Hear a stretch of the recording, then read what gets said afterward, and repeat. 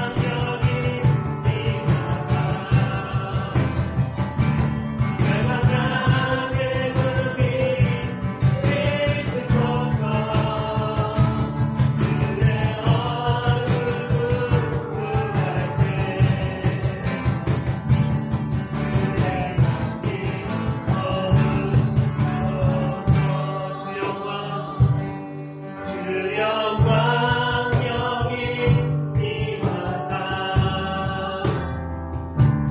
내 방향의 주님 비추소서 주의 얼굴 구할 때 주의 향기 머무소서 주의 향기 머무소서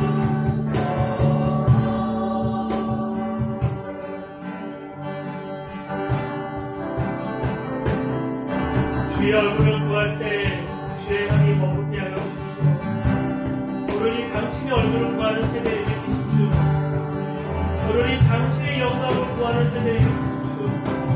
그 세대를 통해 그 입장을 고치시고 이곳에 있는 사람을 고치시고 당신이 오신 길을 예비하게 하여 주시옵나이다. 주의 세대를 일으키십시오. 주님과 함께하는 세대를 일으키십시오. 주님과 함께하는 세대를 일으키셔서 당신의 말씀으로 일어나는 그 세대를 일으키셔서 그 세대를 통해서 당신의 뜻을 이루시기 원합니다. 예수와 우리의 왕이십니다. 왕이신 예수와의 말씀을 듣는 자를 일으키시고 그 말씀에 따라 살아가는 존재를 일으키십시오. 그 언약의 말씀, 성취된 말씀, 그 말씀을 사모하는 세대를 일으키시고 인도하시고 이끄십시오. 주님 감사합니다. 이 모든 기도 예수님의 이름으로 기도드립니다. 네.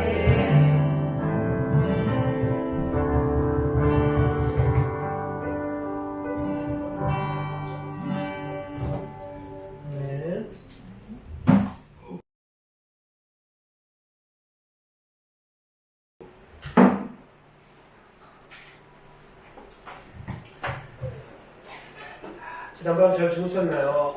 네, 잘 주무셨는지. 네, 잘 듣습니다.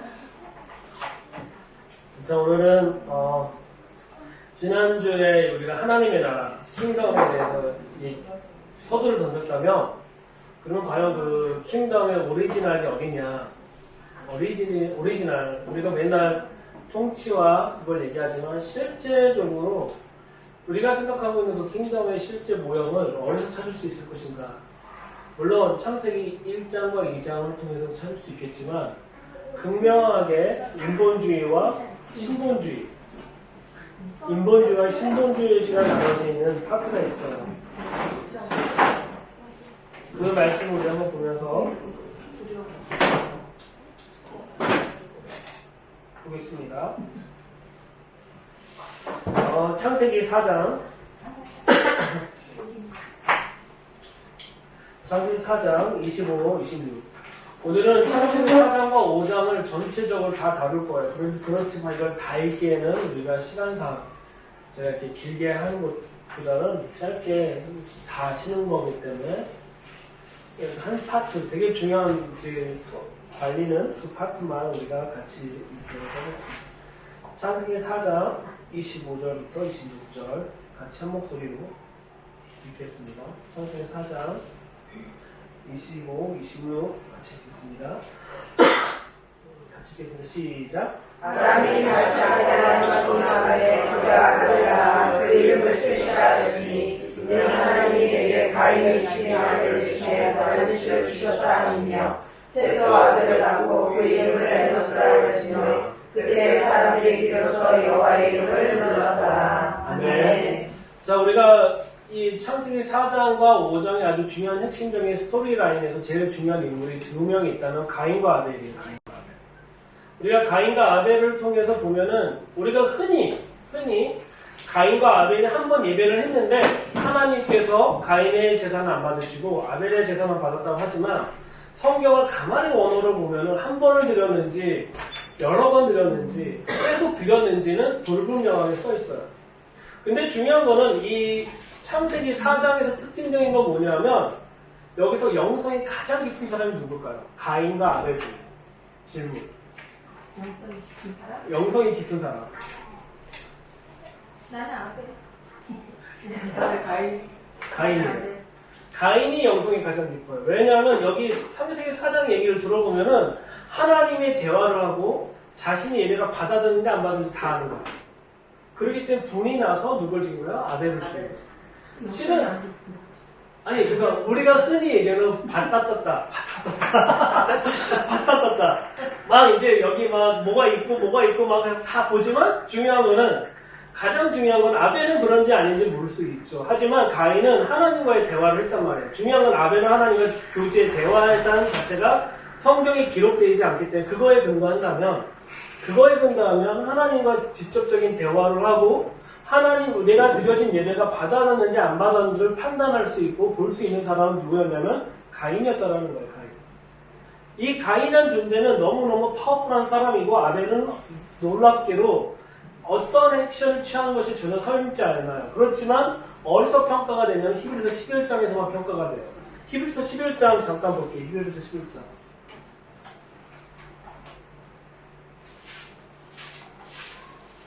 여기 훌륭하신 목사님 앞에서 믿음을 얘기하려면 저는 떨려서. 히브리서 11장 1절부터 3절까지 한번 볼게요. 4절까지 보세요. 4절. 1절부터 4절까지. 같이 읽겠습니다. 시작. 믿음은 바라는 것들의 실상이요 보이지 않는 것들의 증거로니 선지들이 이로써 증거를 얻었느니라. 믿음으로 모든 세계가 하나님의 말씀으로 지어진 줄을 우리가 아나니 보이는 것은 나타난 것으로 말미암아 된 것이 아니니라. 믿음으로 아벨은 가인보다 더 나은 제사를 하나님께 드림으로 의로 저자하시는 증거를 얻었으니 하나님이 그 예물에 대하여 증언하시니라. 저가 죽었으나 그 믿음으로써 지금도 말하느니라. 네.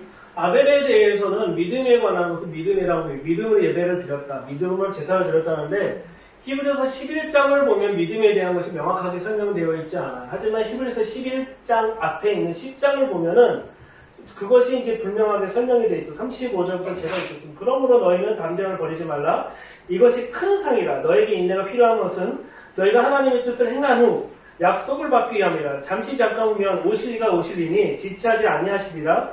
오직 나의 의인은 믿음 말미암아 살리라. 또한 뒤로 물러나면 내 마음이 저를 기뻐하지 아니하리라 하셨느니라.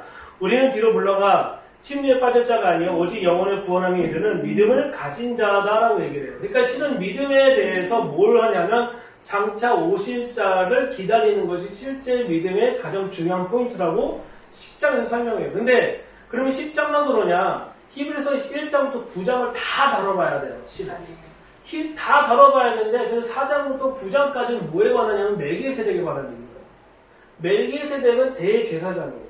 이 대제사장의 역할은 뭐냐면 실은 다스림의 통치에 가장 중요한 역할을 하고 있는 것이 대제사장이에요. 그래서 히브리서 10장에서는 이런 것을 너희가 믿느냐, 이것을 심판할 자가 오실 걸 너가 믿느냐는 10장을 얘기하고 있고 결국은 믿음이란 자체는 우리가 예수님 믿습니다로 끝나는 게 아니라 그 믿는 예수님이 다스리고 통치할 왕으로 다시 오신다는 것, 그분의 킹덤을 세우실 거를 보는 것이 실제 믿음의 본질이라는 걸 얘기하고 있는 게 실제 믿음이라는 거예요. 그러면 여기서 창세기 4장과 5장을 통해서 우리가 어떻게 킹덤 라이프 스타일을 배울 수 있냐? 너무너무 쉬워요. 너무너무 쉬워요. 자, 창세기 4장 보면은 창세기 4장에 보면은 16절부터 제가 쭉 읽으면서 설명해 드릴게요. 일단 가인과 아벨 중에 일단 그때 당시 4장 16절 이전에 영성이 뛰어난 사람은 가인. 그렇죠? 일단 그렇죠. 근데 16절부터 보면은 가인이 여호와 앞을 떠나 에덴 동편의 롯 땅에 거하였더니 여기서 하나님 앞을 떠났다는 얘기인 거예요. 그러니까 하나님을 앞에서 떠났다는 얘기는 누구 방식으로 살지 않겠다라는 하나님 방식으로 살지 않고 누구 방식으로? 나의 방식으로 살겠다라고 얘기하는 거예요. 그래서 17절에 보면 아내와 동침한 그가 잉태하여 에녹을 낳았다라고 해요. 창세기 4장에 에녹이 있고 창세기 5장에 에녹이 있어요. 이 두 사람은 다른 사람이에요. 그럼 에녹이라는 자체의 이름이 두 가지 뜻을 갖고 있어요. 우리는 보통 하나님과 동행한다는 뜻을 갖고 있지만 에녹이라는 뜻도 뭐냐면 전수하다예요. 뭐 하냐면 기술을 전수하는 거예요. 뭐 어떤 내가 어떤 기술이 있잖아요. 장애인 정신으로 기술을 전수하는 건데 이것들의 스타일이 이제 두 가지 이 에녹이라는 이름이 있는데 창세기 4장에서는 뭐에 관한 거냐면 우리가 하나님 없이 살 수 있는 기술을 전수하는 도시를 세운 것이고 창세기 5장에서는 하나님과 동행하는 그 에녹의 도시를 세운 곳이에요. 근데 중요한 건 창세기 5장에서 도시를 세우지 않아요. 제가 한번 읽어볼게요. 아내 동거했더니 성을 그래서 그의 아들 이름으로 성의 이름을 에녹이라고 줘요. 그러니까 가인이 아들을 낳았는데 에녹인데 그 에녹이란 이름으로 성을 지어요. 그러니까 우리가 보면은 같은 하나님을 바라보고 같은 예수님을 바라보고 같은 킹덤을 얘기한다 하지만 여기에 주어진 명제가 다르면 다른 라이프 스타일을 살고 있다는 거예요. 그래서 보면은 성의 이름을 에녹이라 하고 쭉 보시면 라멕 19절 라멕이 두 아내를 취하였더니 하나의 이름은 아다요 하나의 이름은 실라며 아단시 아바를 낳았으니 그는 장막에 거하여 육축을 치는 자의 조상이 돼요. 그러니까 이 가인성의 특징적인 건 뭐냐면 사람이 스스로 하나님이 하나님이 도움 필요 없이 살 수 있는 그런 것들을 계속 개발하는 시간을 갖게 되는 것이 이 가인성의 특징적인 거예요. 아니 에녹성의 특징적인 거. 그의 아우 이름은 유발이니 그는 수금과 퉁소를 잡는 자의 모든 자의 동상이 되었다는 거예요. 그러니까 보면은 악기와 모든 걸 다루는 것도 어디서 나온 거예요? 이 에녹성에서 나온 거예요. 그렇죠? 그리고 신라기가 쭉 보면은 23절에 보면은 라멕의 아내들이 이르되 아다와 신라여 내 소리를 들으라. 라멕의 아내들이여 내 말을 들으라. 나의 창상을 인하여 내가 사람을 죽였고 나의 창상을 인하여 소녀를 죽였다. 무슨 얘기? 내가 상처받았기 때문에 복수는 누가 한다라는 거예요, 이제? 내가 한다는 거예요. 근데 이 사람은 더 무서운 사람이에요. 가인을 위하여 별이 7배예요. 그러니까 만약에 하나님이 그러면 가인을 건드리면 내가 7배로 복수해줄게라고 했는데 자기를 위해서 라멕을 위해서는 벌이 77배라고 얘기하는 거예요. 이 라멕이라는 이름의 특징적인 건 뭐냐면 정확하게 뜻이 안 나와 있어요. 뜻이 안 나와 있는데 학자들마다 막 얘기가 있지만 강한 용사다라는 개념을 갖고 있어요. 근데 이 라멕이 4장만 있냐? 5장에 또 라멕이 있어요. 5장에 있는 라멕 한번 볼까요? 얼마나 호리호리한지? 30절. 창세기 5장 30절 볼게요. 제가 지금 성경을 두 개를 피고 있어서 30절 보면은 28절부터 볼게요. 라멕은 180에 새 아들을 낳고 이름을 노아라 하였고 가로되 여호와께서 땅을 저주하심으로 수고히 일하는 우리를 이 아들이 아니하리라라고 얘기하고 있어요.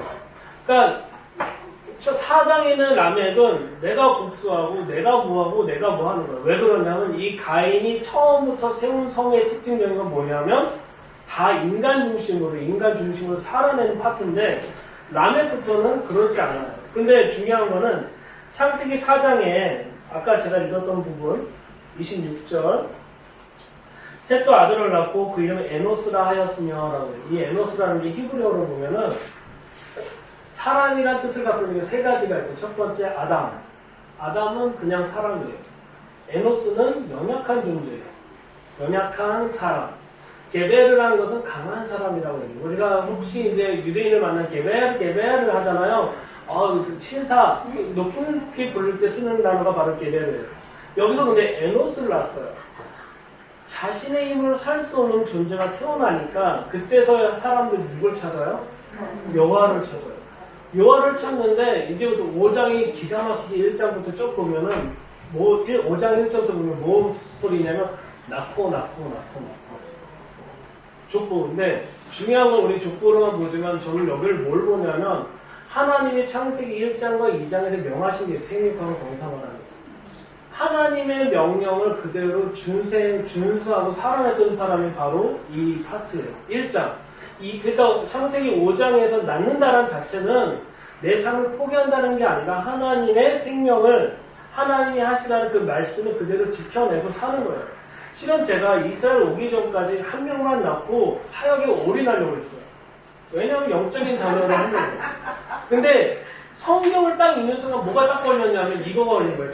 생명하고 이거는 영적인 의미가 뿐만 아니라 실제 의미다 라는 생각이 든 거예요. 그러면 내가 내 살아생전 생육한다는 개념 2명 나서는 안 돼. 몇 명 나야 돼요? 3명은 나야지 생육인 거야. 번성이야. 그러니까 생육은 2명이고 번성은 3명이야. 그럼 내가 살아생전에 하나님 말씀 지킬 수 있는 유일한 법은 1장에 있는, 창세기 1장에서 지켜보자고 하면 3명은 나가야겠다. 그래서 3명까지 나타가 이제 4명째가 이제 필리핀에 났는데, 왜 제가 이걸 심각하게 생각했냐면, 창세기 5장은 철저하게 신본주의 라이프 사는 사람들 스토리거든요. 근데 자신들의 성을 세우지 않아요. 자신들이 어떤 걸 발명하지도 않아요. 계속 뭐 하냐면 창세기 5장에 있는 1절부터 이제 족보 있는 사람들의 특징은 우리가 에녹만 생각하지만 실은 여기 있는 모든 사람이 하나님과 동행한 사람입니다. 하나님과 동행하고 하나님의 말씀대로 준행하고 살았던 사람들이 바로 5장에 있는 사람들인데 그 중에 유독 쫓아다녔던 사람 누구? 에녹이에요. 근데 여기서 보면 창세기 4장에서 에녹은 전수하는 데만 급급해 있는데 창세기 5장에서 에녹은 하나님과 동행했던 에녹이라는 거예요. 그러니까 하나님이 견디다 못해 데려갔잖아요. 그렇죠? 그러면 우리가 생각하는 거는 되게 중요한 거예요. 우리는 킹덤 얘기하지만 가장 심플한 거는 내가 박사가 되고 지금 박사 공부하고 있어요. 내가 뭐가 되고가 중요한 게 아니라 나의 삶의 방향은 과연 이 에녹이 있는데 이름이 똑같은 에녹이 있는데 나는 전수하는 쪽의 에녹일 것이냐 아니면 나는 하나님과 동행하는 에녹일 것이냐 이건 나에게 적용되는 게 아니라 또한 내 자녀에게 너는 뭐가 되고 박사가 되고 뭐가 되고 의사가 되고 해서 이름 펼쳐라 라고 얘기할 것인가 아니면 너는 하나님과 동행할 것에 대해서 계속 강조하면서 얘기할 것인가. 또 다른 라멕이 있어요. 블루 라멕. 나를 건들면 내가 복수할 거라고 했는데 이 마지막 라멕은 5장에 있는 라멕은 내가 하지 않고 아들을 낳았어요. 그 이름이 노아예요. 그 노아의 이름은 하나님께 나를 안위하시리라 얘기하고 있어요. 무슨 얘기냐면 모든 나의 안식과 평안은 그분을 통해서 주어진다는 걸 이 라멕은 알았다는 거예요. 그러니까 우리는 똑같은 이름을 갖고 있는 사람이 지금 3사람이 등장하죠. 에녹, 그렇죠? 라멕, 아니 2사람이죠.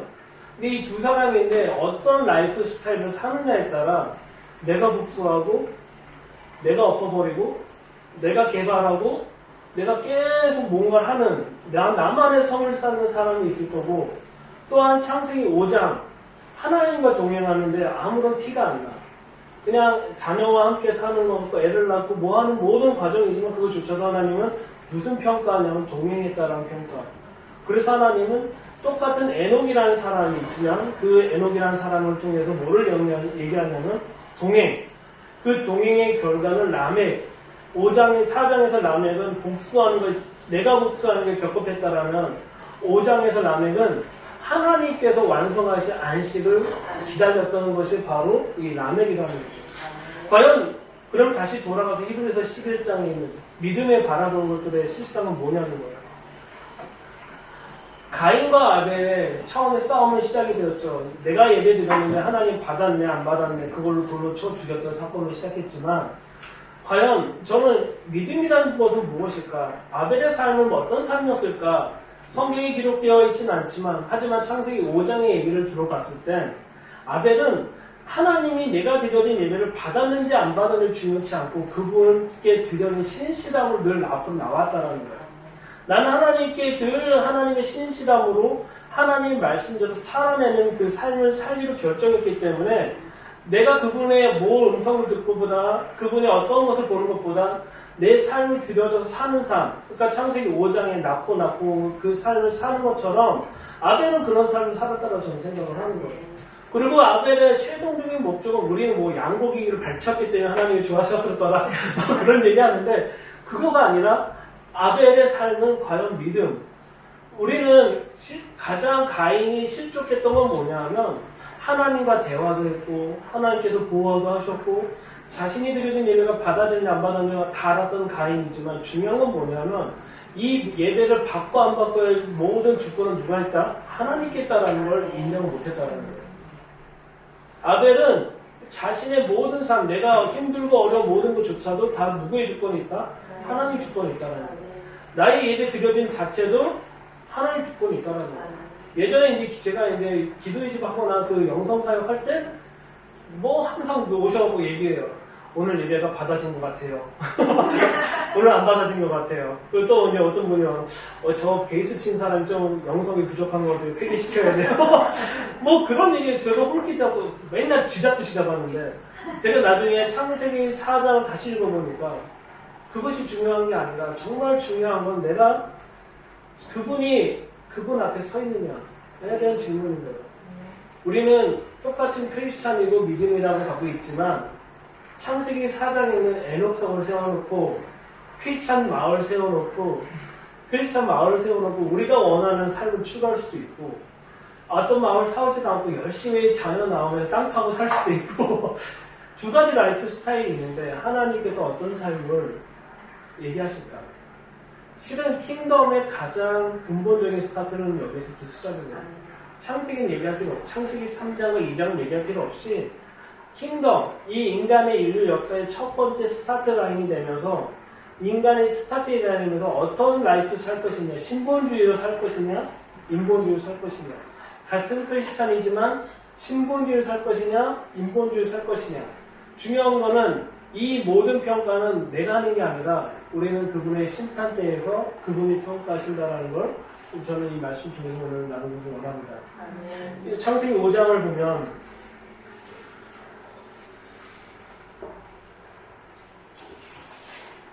5장 29절과 29절부터 30절, 31절 보면 제가 읽을게요. 라멕이 184의 아들을 낳고 이름을 노아라 가로되 여호와께서 땅을 저주하십니다. 이 라멕이라는 사람은 땅의 저주가 어디서 왔는지 알고 있어요. 그 근본이 어디서 있는지 알고 있어요. 저주하심으로 그래서 우리가 쓰고 얘기를 하고 우리가 저주를 받았기 때문에 땅에 저주받았기 때문에 우리가 고생하고 있다는 거예요. 고생하는데 우리를 이 아들이 아니었다라고 얘기하는 거예요. 무슨 얘기냐면 마지막 우리가 이 힘든 걸 보내지만 최종적으로 누가 노아라는 자체가 안식이거든요. 최종적으로 하나님을 안식할 때 우리에게 최종적인 안식을 줄 때는 언제냐면 예수님이 다시 이 땅에 오실 때 그분의 실제 킹덤을 세울 때 우리는 안식할 수 있다는 걸 이미 라멕은 알고 있었기 때문에 노아를 통해서 이름을 안식이라고 준비하는 것입니다. 쉼. 우리 그 쉼을 구하고 바랬던 것이 바로 이 라멕. 그 전에 라멕의 삶은 복수하는 거였다면 이 창세기 5장의 라멕은 그렇지 않는 삶을 살았다는 것이죠. 그러니까 제가 이렇게 기도의식을 처음 할 때는 내 거를 하려고 했었으나 이 말씀을 실제 살아가야 되다 보니 늘 에녹성을 세우고 싶지만 낳는 데 집중하다 보니 사역이 늦어지는 거죠. 계속 우리 귀염둥이를 키워하면 할수록 더 늦을 수도 있거든요. 그렇지만 낳고 스키도 보니까 다 오래 사셨어. 못 살아도 100년 이상 사셨기 때문에 우리의 삶 가운데 이런 하나님의 완성에 대한 기대함과 소망을 가지고 한 걸음 나갈 때 하나님께서 그 킹덤을 실제적으로 이해할 수 있는 시야를 주실 거라고 생각합니다. 우리가 킹덤을 얘기하지만 실은 킹덤의 스타트 라인은 창세기 4장과 5장에서 시작이 되었고 근데 똑같은 이름, 같은 이름이지만 다른 라이프 살았던 것처럼 여기 이스라엘 오셨으니까 그로 인해 또 한국에 또 가시겠지만 어떤 삶을 방향을 추구할 것인지는 결국 우리가 선택해야 되는 거고 우리가 주님께 집중해야 되는 건가 아니라 근데 창세기 5장을 다시 한번 정리해드리면 어느 성도 세우지 않았다.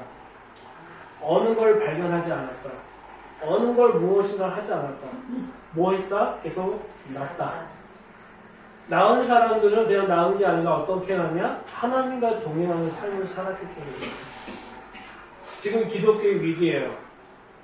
기독교의 위기가 뭐냐면 애를 안 낳아. 지금 여기 유대교에 있는 사람과 무슬림은 막 점점 숫자가 증가하고 있어. 우리는 애를 안 낳아. 왜냐하면 너무 기독교가 서구화되기 때문에. 그래서 우리가 조금 주님 앞에서 더 나아가면서 나가는 시간을 좀 가졌으면 좋겠습니다. 우리 잠깐 이 시간 기도하고 같이 기도했으면 좋겠습니다. 이 시간 우리 기도할 때 우리가 무엇인가 전수하는 것이 아니라 창세기 5장의 에녹처럼 동행하기 원합니다. 그 동행 가운데 끝에 라멕처럼 당신께서 주시는 안식을 기다리는, 당신의 예수님의 재림을 기다리는 그런 세대를 우리가 세우는 그런 삶의 방향을 갈 수 있도록 우리를 인도하십시오. 우리 같이 기도하면 고백하겠습니다.